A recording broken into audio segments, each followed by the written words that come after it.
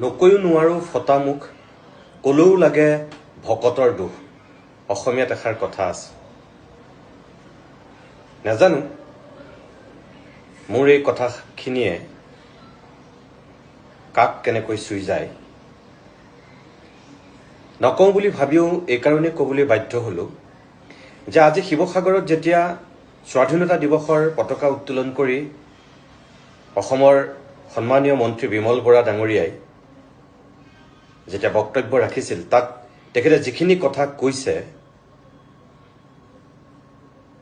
বদৰুদ্দিন আজমল ডাঙৰীয়াক কেন্দ্ৰ কৰি কোৱা কথাখিনি এজন বিবেকবান ব্যক্তি হিচাপে মই গ্ৰহণ কৰিব পৰা নাই অলপতে আৰু এগৰাকী হিমন্ত বিশ্ব শৰ্মাৰ মন্ত্ৰীসভাৰ মন্ত্ৰীয়ে বদৰুদ্দিন আজমলৰ সন্দৰ্ভত কিছু কথা কৈছিল তেখেতৰ বাহিৰেও দুদিনমানৰ পিছতেই আৰু এগৰাকী মন্ত্ৰীয়ে কৈছিল এতিয়ালৈকে তিনিগৰাকী মন্ত্ৰীৰ মই তেনেকুৱা বক্তব্য দেখিলোঁ মোৰ প্ৰশ্নটো হ'ল এতিয়া যে আপোনালোকে বদৰুদ্দিন আজমলৰ বান সাহায্যক লৈ তেনেকুৱাকৈ কথা ক'ব পাৰিছে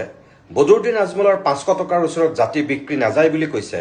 বদৰুদ্দিন আজমলক সেৱা কৰাক লৈ আপোনালোকে যিখিনি আক্ষেপ প্ৰকাশ কৰিছে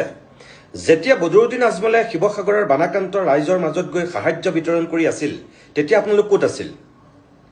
তেতিয়া আপোনালোকে কিয় ক'ব নোৱাৰিলে যে আজমলৰ সাহায্য নল'ব আৰু আজমলক ইয়াত সাহায্য বিতৰণ কৰিবলৈ দিয়া নহ'ব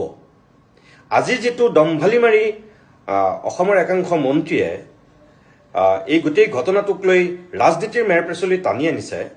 এটো উচিত হৈছেনে চৰকাৰখনৰ এটা দুৰৱস্থা আসলতে বদৰুদ্দিন আজমলে উদঙাই দিলে নেকি এই যে 500 টকা লৈ মহিলাখিনিয়ে যে তেওঁৰ ওচৰত আঠুলোৱা বুলি আপোনালোকে কৈ আছে সেই মহিলাখিনিও স্পষ্টকৈ কৈছে যে তেওঁলোকে 500 টকাৰ কাৰণে কেতিয়াও বদৰুদ্দিন আজমলক সেৱা জনোৱা নাছিল এজন জ্যেষ্ঠ ৰাজনীতিক হিচাপে এজন জ্যেষ্ঠ ব্যক্তি হিচাপে তেওঁলোকে সমৰ্থন কৰিছিল আজি যদি সেই মানুহজন দাড়ি টুপি থকা মানুহ কাৰণে বদৰুদ্দিন আজমল হোৱাৰ কাৰণে মুছলমান হোৱাৰ কাৰণে যদি সেই দৃষ্টিভংগীৰে চাইছে সেই মানুহজন যদি পাঞ্জাবী হ'লহেঁতেন তেতিয়াহ'লেতো আমাৰ আপত্তি নাথাকিলহেঁতেন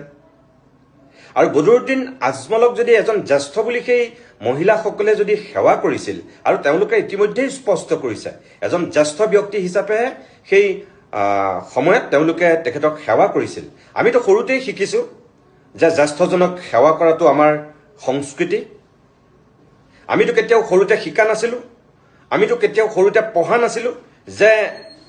জ্যেষ্ঠজন হলেও মুছলমানক সেৱা কৰিব নালাগে অকল হিন্দুকহে সেৱা কৰিব লাগিব বুলি খ্ৰীষ্টানক সেৱা কৰিব নালাগিব তেনেকেতো আমি কেতিয়াও পঢ়া নাছিলো শিকা নাছিলো এতিয়া এইবিলাক কি কথা যিজন ব্যক্তিয়ে